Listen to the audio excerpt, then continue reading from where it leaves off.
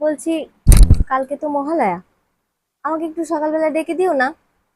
প্রত্যেকবার সকালবেলা ঘুম থেকে উঠি আর দেখি মহিষাসুর শেষ। কোনোবার আমি জীবিত মহিষাসুর দেখতেই পাই না।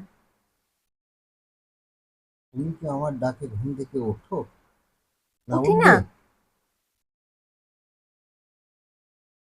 তোমাকে যদি আমি ডেকে দিই, পাড়ার লোক শুধু উঠে পড়বে, তুমি তো উঠবে না।